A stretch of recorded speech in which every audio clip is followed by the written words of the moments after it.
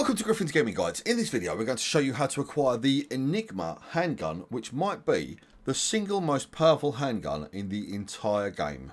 Now, in order to acquire the Enigma handgun, you firstly need to make your way through to the Labyrinth, which you can access after defeating a world boss in any of the 3 starting areas, obviously Yasha, Nerud or La Somme. Personally, I recommend going through Yasha. Whichever you decide to do though, eventually in the story you're going to come to the Labyrinth. Now make your way all the way around the Labyrinth, where you're then going to be coming to a glitching portal. Just over to your right there's a little hole you can shoot in the wall. That will then reveal a doorway taking you back through to the Fractured Ingress checkpoint, which is a much easier starting point for the majority of the weapons and other collectibles in Remnant 2. But for this one, we need to make our way back round to the glitching portal itself.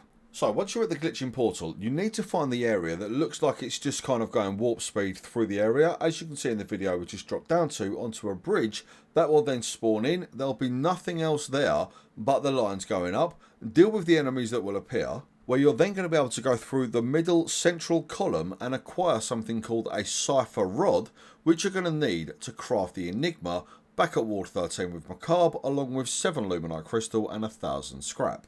Now, what makes the Enigma so powerful is its baked-in ability called Chaos Driver, which drives electrified rods which tether to other rods within 10 meters, tethers last 10 seconds, and deal 26.4 shock damage per second.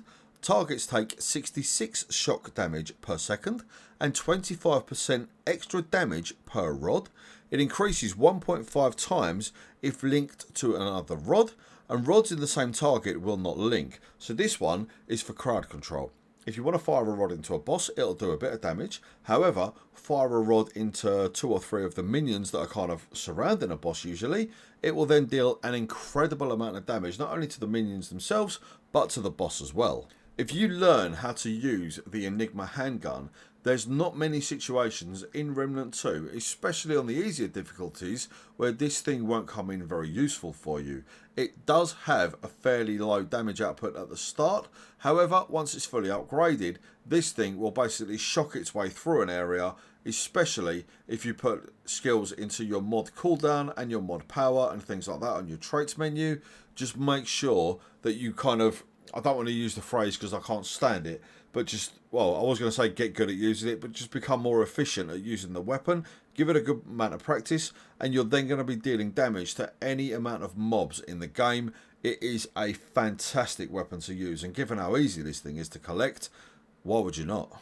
But anyway, that's how to acquire the Enigma handgun in Remnant 2. I do hope that the guide's helped you out. If it has, do me a massive favour, please give the sub button a click. It does upset a great deal. Whichever you decide to do though, please enjoy the rest of your week. You guys look after yourselves, and we do look forward to seeing you back here at Griffin's Gaming Guides.